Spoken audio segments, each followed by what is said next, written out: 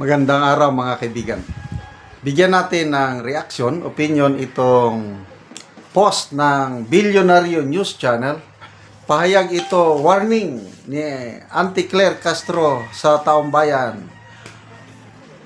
Beware sa mga huwag maniwala sa mga mind conditioning surveys. Wow naman. Okay, update sa ating fund drive sa ating Brave 18 Marines. 14 na lang pala, plus 3.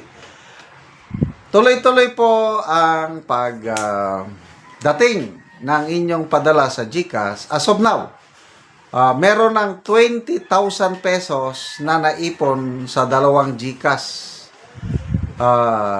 Ang una nang naipadala, total na po is 630,000 pesos. 2 buwan pa lang yan ha. So, sa mga gusto pang magpadala, ito po yung ating GCash. 0966-265-8480. Ang pangalan po sa GCash is Ivan Henry Sibog. So, padala na.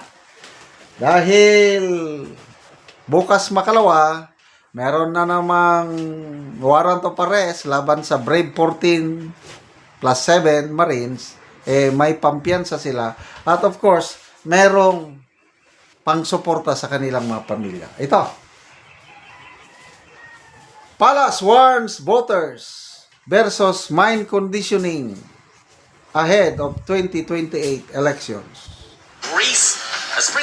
Malacanang is warning Filipinos against taking election surveys at face value, saying some polling firms could potentially be used for mind conditioning to elevate favored political candidates ahead of the 2028 elections. Okay. Agree naman ako dito. Tama. Kaya lang, anong grupo ang may kakayahan na magbayad sa mga polling firms para paboran ang kanilang kandidato? E di kung sino yung may pera, so sino ang may pera? Oh, very clear. Kailangan pa bang i-memorize na? Sino ang mga paldo-paldo? Sino ang may mga maleta? Adi sila ang magbayad. So, to me, mayroong 4 na survey polling groups, survey firms na matitino. Well, of course, kung commission survey, babayaran, mag-survey sila. Kailang, hindi sila yung nababayaran, kung ano ang nakita nila sa survey, yun lang ang ilalabas. But pwedeng bayaran kay commission man. So, ito yung 4 na survey na maasahan sa aking pananaw. SWS survey, matagal na po yan. Panahon pa ata ng Marcos Senior, nagsusurvey na ang SWS. Sumusunod ang Pulse Asia, matagal na rin. So, medyo bago-bago ito, kailang okay pa rin para sa akin. Publicos Asia at saka WR numero. Ito yung 4 na maasahan. Patas lang ang kanilang survey, scientific.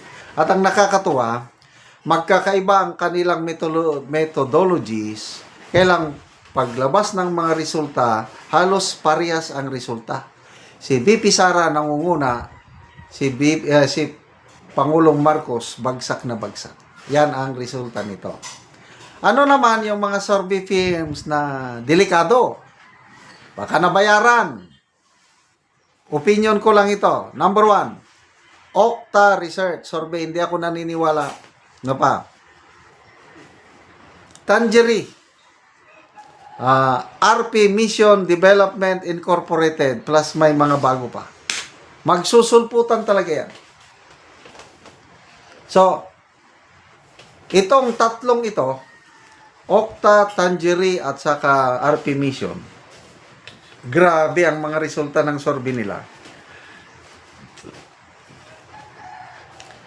Mataas ang rating ni Pangulong Marcos. Mataas ang rating ng Congress.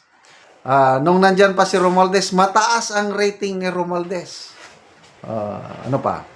Yung, birin nyo, si Matibag, nakakuha ng napakataas na rating dito sa mga surveys ng RP Mission Development Incorporated. Outstanding public servant daw siya. So, tama naman, Santi Claire. Huwag tayong basta-basta maniwala. Tanong, kampo ni BP Sara, may sapat bang pera na pambayad sa mga surveys para palakasin siya? Malakas na siya eh. Bakit pa siya kailangang magpalakas? At saka ang pera,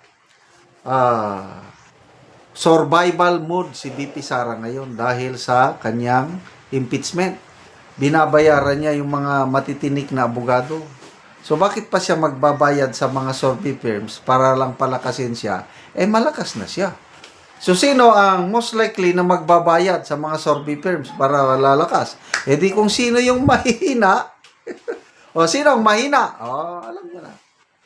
Nakakatuwa ang Pangulo. Tinanong siya, will he endorse presidential candidate on 2028? Sabi niya, of course naman. I will endorse somebody, yung maasahan ko na magpapatuloy sa aking anti-corruption drive. Wow!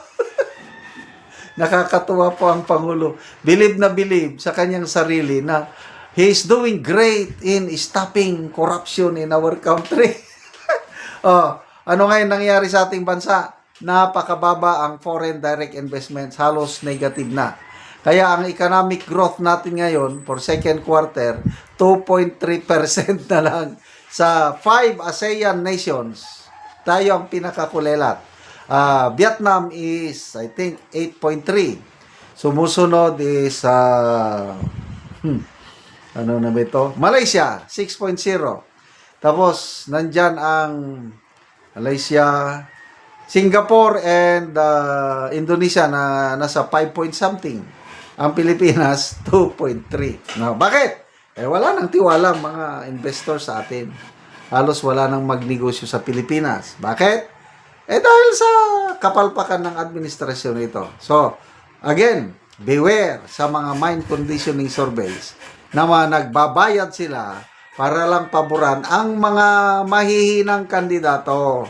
Ang ating BP Sara, hindi niya na kailangang magbayad dahil malakas na malakas siya ang nangunguna.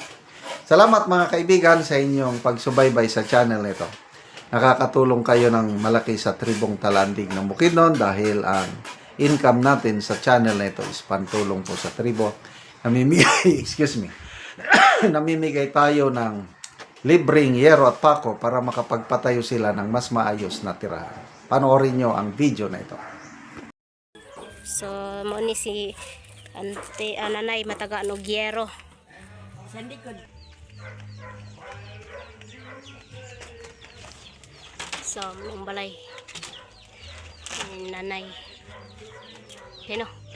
Dako ko gid salamat sa tagaan ko. So, tanaw na mo ang tagaan si Nanay o gyero. Salamat siya. So, diri sa sulod, so mo ni ang kahimtang. So, tuluan na kaayo kung muulan. So, makita nimo suluoy gid kaayo. So, basta gitagaan nato sila gyero aron mapulihan ang ilang ato.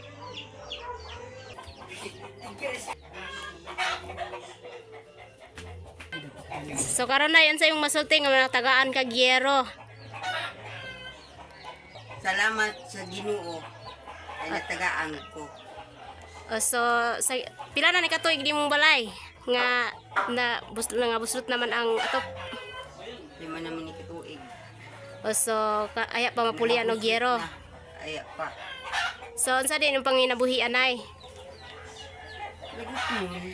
So, mag-uuma lang mo. Mag-uuma. So, pila imong edad nay? Sa 58 na. So, senior na di ay kanay. Napakay ba nanay? Naa. Na kay anak? Naa. So, pila ka buki mong anak nay? Isara. So, isa ra imong anak.